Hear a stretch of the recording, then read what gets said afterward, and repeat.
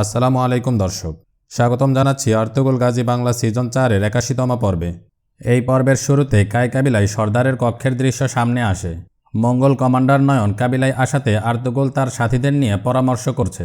সেখানে বামসি আর্তুগরুলকে বলে, আমরা জানি না ভাই নয়ন সত্যি বলছে না মিথ্যে। আপনি আমাকে আদেশ দিন, আমি তার মাথা কেটে আপনার পায়ের কাছে এনে ফেলছি। আর্তুগরুল বলে, সুলতানের আদেশে কাবিলায় আসা ওদায় খানের প্রতিনিধিকে মারলে তা একটি নতুন যুদ্ধের কারণ হতে পারে। এতে করে মঙ্গলরা আমাদের সাম্রাজ্যের উপর হামলার একটি কারণ খুঁজে পাবে। তখন তুর্গুত বলে, কিন্তু যদি এই সব কিছু মিথ্যে হয় এবং এগুলো তাদের কোনো পরিকল্পনা হয় তখন? অতঃপর আর্তুগ সাহেব বলে, এই সব কিছু স্পষ্ট হয়ে যাবে যখন নয়ন আর্তুগরুল ভাইয়ের সামনে আসবে। এরপর আর্তুগরুল সিপাহী আব্দুর রহমানকে আদেশ দেয় নয়নকে সেখানে নিয়ে আসার জন্য।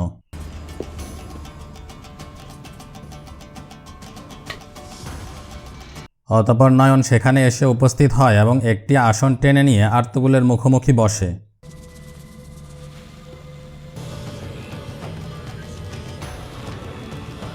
নয়ন বলে, মহান টেংরি সর্বদা পৃথিবীকে সূর্যের চতুর্দিকে ঘুরাতে থাকে, আর এভাবে ঘুরতে ঘুরতেই আমি দ্বিতীয়বার তোমার সামনে এসে উপস্থিত হয়েছি আর্তুগরুল। মহান শক্তিরাও আমাকে মারতে চায় না, কেননা তারা জানে যে তোমার সাথে আমার হিসাব এখনও শেষ হয়নি আর্তুগরুল। তুমি আমাকে জমিনের মধ্যে দাফন করতে চেয়েছিলে, কিন্তু জমিন আমাকে গ্রহণ করেনি। আর্তুগরুল বলে, তোমার মতো শয়তানকে জমিনও গ্রহণ করতে চাইবে না। নয়ন বলে, তোমার কথাও তোমার তলোয়ারের মতো দাঁড়ালো আর্তুগরুল। এটা আমার সৌভাগ্য যে মোকাবেলা করার জন্য তোমার মতো প্রতিদ্বন্দ্বী পেয়েছি। আর্তুগরুল বলে, এই সব কিছু বাদ দিয়ে এখন বলো এখানে কেন এসেছো? নয়ন বলে, প্রথমত আমার থেকে সম্মান গ্রহণ করো। আমি জানতে পেরেছি যে হালিমা সুলতান ইন্তেকাল করেছে। সে অনেক বাহাদুর মহিলা ছিল।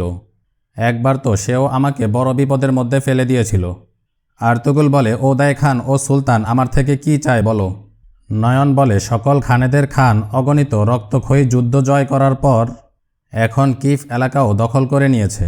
আজকের পর থেকে বেহরেক ইউনুস, আজার কেবল, আরাল ও ইরান আমাদের দখলে। অর্ধ পৃথিবী এখন আমাদের নিয়ন্ত্রণে আর্তুগরুল, আর সময় আসলে পুরো পৃথিবী আমাদের নিয়ন্ত্রণে থাকবে। আর্তুগরুল বলে, সেটা তো সময় বলবে, এখন তুমি বলো এখানে কেন এসেছো? নয়ন বলে, আমি ওদায় খানের প্রতিনিধি হয়ে সুলতানের কাছে গিয়েছিলাম। তুমি তো জানো আর্তুগরুল, ওদায় খানের আদেশ পালন করা সুলতানের জন্য এখন আবশ্যক। কিন্তু তোমাদের অপ্রাপ্তবয়স্ক সুলতান ওদায় খানের কাছে কিছু দাবি পেশ করতে চায়, আর এই দাবি ওদায় খানের কাছে নিয়ে যাওয়ার জন্য প্রতিনিধি হিসেবে তিনি তোমাকে নির্বাচন করেছে। এখন তুমি প্রস্তুত হয়ে নাও আর্তুগরুল, আমরা দুইজন এক দীর্ঘ সফরে রওনা করতে যাচ্ছি। তুর্গুত আর্তুগরুলকে বলে, ভাই এই নয়নের কথায় আমরা কিভাবে বিশ্বাস করতে পারি? এমন সময় গুনালব সর্দারও সুলতানের ফরমান নিয়ে সেখানে এসে উপস্থিত হয়। গুনালব সর্দার সুলতানের চিঠি আর্তুগরুলের হাতে দিলে নয়ন বলে, এটাকে অনেক জোরে পড়বে যাতে সবাই জানতে পারে তোমার এই শত্রু সত্যি কথা বলেছিল। চিঠি পড়ে আর্তুগরুল সবাইকে উদ্দেশ্য করে বলে, সুলতান আমাকে ওদায় খানের কাছে প্রতিনিধি হয়ে যাওয়ার জন্য আদেশ দিয়েছে। এটা শোনার পর আর্তুগরুলের সাথীরা সবাই চিন্তিত হয়ে পড়ে।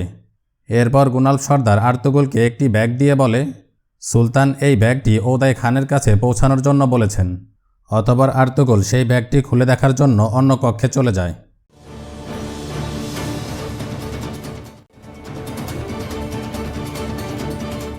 এদিকে ভিতরের কক্ষে সুগাই খাতুন হাইমা খানমকে বলে, মঙ্গলরা সর্বদা আমাদের কাবিলায় হামলা করতে থাকত, তারা কখনো আমাদের শান্তিতে বসবাস করতে দেয়নি।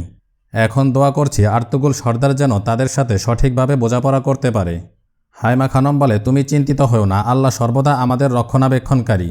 একের পর এক শত্রু কোনোভাবেই আমাদের পিছু ছাড়ছে না। কিছুদিন আগেই আমরা সাদাতিন কোপেকের মতো শত্রুকে পরাস্ত করতে সফল হয়েছি, আর তার পরপরই এই নয়ন নামী জল্লাদ আমাদের সামনে এসে উপস্থিত হলো। সুগাই খাতুন বলে, এজন্য এখন আমাদের একতাবদ্ধ থাকতে হবে। যদি আমরা একতাবদ্ধ থাকি তাহলে কোনো শত্রুই আমাদের কিছুই করতে পারবে না। এদিকে আর্তুগরুল সুলতানের পাঠানো ব্যাগটি খুলে দেখে পেরেশান হয়ে যায়। চিন্তিত হওয়ার পর আর্তুগরুল বলে, আল্লাহ সর্বদা আমাদের পথ প্রদর্শন করবেন ও রক্ষণাবেক্ষণকারী হবেন। সেখান থেকে পরামর্শের কক্ষে ফিরে এসে আর্তুগরুল বামসিকে আদেশ দিয়ে বলে, আব্দুর রহমান, ওস ও আরও ভালো কিছু সিপাহীদের নিয়ে নয়নকে হানলি বাজার পৌঁছে দাও। আজকের রাত নয়ন সেখানে অতিবাহিত করবে।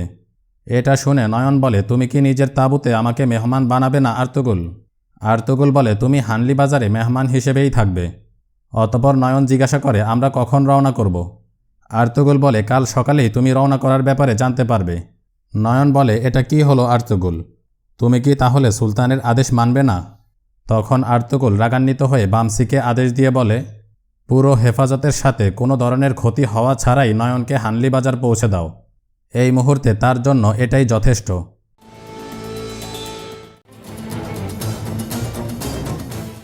এরপর হানলি বাজারে সারাইয়ের দৃশ্য সামনে আসে। সেখানে কমান্ডার নয়ন ও তার সিপাহীদের ভরপুর খেতে দেখা যায়। এটা দেখে বামসি সিপাহীদের বলে, যদি আর্তুগুল ভাইয়ের আদেশ না হতো তাহলে এখানেই আমি তাকে শেষ করে ফেলতাম। অতঃপর নয়ন বামসিকে তার সাথে খাওয়ার জন্য ডাকে। বামসি বলে, তোমার মতো শয়তানের সাথে আমি নিজের গুণাগুলো ভাগাভাগি করতে চাই না। নয়ন বলে, খুব শীঘ্রই দেখবে কিভাবে তোমাদের সাম্রাজ্য আমাদের হাতের মুঠোয় চলে আসে, আর একই সাথে তোমাদের কাবিলাও আমাদের নিয়ন্ত্রণে চলে আসবে। এটা শুনে আর্তুগুলের সিপাহীরা রাগান্বিত হলে নয়ন তাদেরকে বলে, তোমরা থেমে গেলে কেন? নাকি তোমাদের উপযুক্ত সময় এখনও আসেনি? বামসি বলে, সময় খুব শীঘ্রই আসবে নয়ন, আর যখন আসবে তখন তোমার সাপের মতো জিহ্বা আমি নিজের হাতে কাটব। নয়ন বলে, শোনো, সময় আসলে কি হবে আমি তা তোমাকে বলছি।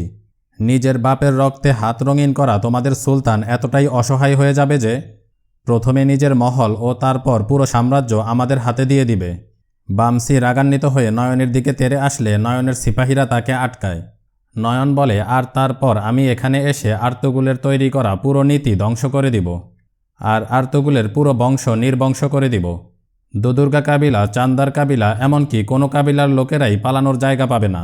সবাই আমার পায়ের কাছে এসে পা চাটতে থাকবে, কিন্তু কায় কাবিলার লোকেদের আমি আমার পা চাটতেও দিব না। আর্তুগুলের পরিবারের সকল লোকেদের চামড়া তুলে আমি আমার জন্য একটি মহান তাঁবু বানাবো। অতঃপর বামসি নয়নকে বলে, প্রথম কথা তো হলো এটা যে তোমার নাপাক শরীরে আর্তুগুল ভাই যেই ক্ষত করেছে সেটা তোমার অনুসারী কারো চামড়া দিয়ে পূরণ করে নাও, কেননা তোমার এই নাপাক চামড়া দিয়ে আর্তুগুল ভাই তার জন্য জুতা বানাতেও পছন্দ করবে না। অতঃপর নয়ন ও বামসি সেখানে একে অন্যকে তিরস্কার করে উচ্চস্বরে হাসতে থাকে।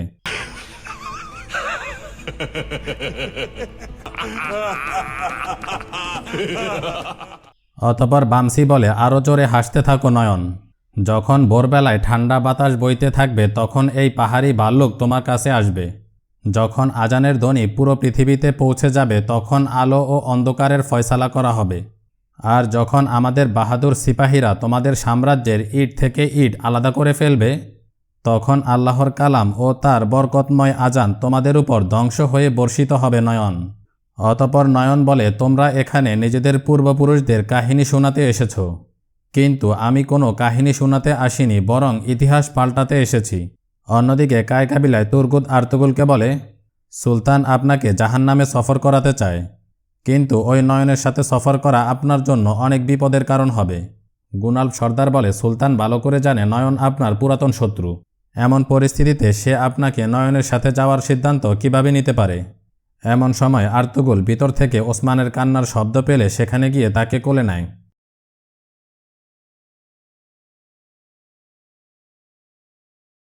আর্তুগুল বলে, আমার ছেলে অনেক বাহাদুর ও আনুগত্য হবে, সে তার তরবারি দিয়ে আমাদের নামকে আলোকিত করবে।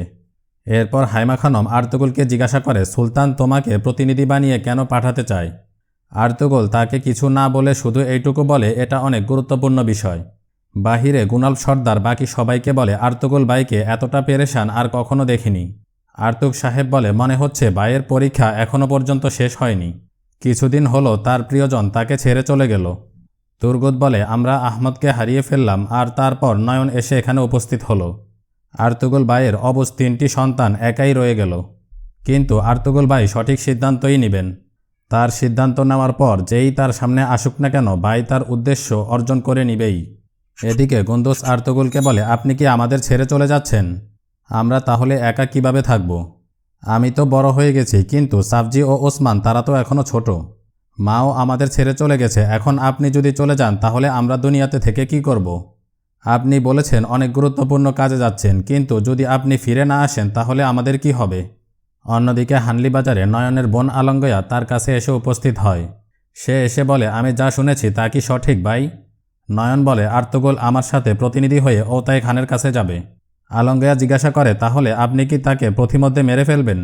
নয়ন বলে, এই ফয়সালা আর্তুগুলের উপর নির্ভর করে। ওদাই খান আমাকে আদেশ দিয়েছে বাহাদুর তুর্কি সর্দারগণকে তার পক্ষে আনার জন্য, আর সর্বপ্রথম তাদের মধ্যে আর্তুগরুলকে। আর এখন আর্তুগরুল স্বয়ং নিজেই প্রতিনিধি হয়ে ওদাই খানের কাছে যাচ্ছে। এতে করে ওদাই খানের সিদ্ধান্ত সে নিজ কানেই শুনতে পাবে। আলাঙ্গয়া বলে, আর এভাবেই আমরা রক্তপাত ছাড়াই এই যুদ্ধ জিতে যাব। অতঃপর নয়ন বলে, আমার পর এই এলাকায় তুমি আমার স্থলাভিষিক্ত হবে।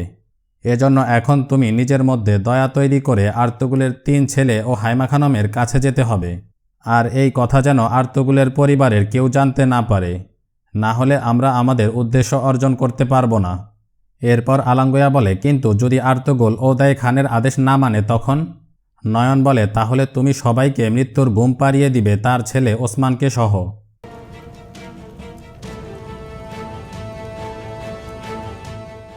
অন্যদিকে কাবিলায় আর্তুগরুল তার সাথীদের বলে, আরও একবার সাম্রাজ্যের ভবিষ্যৎ আমাদের উপর নির্ভর করছে।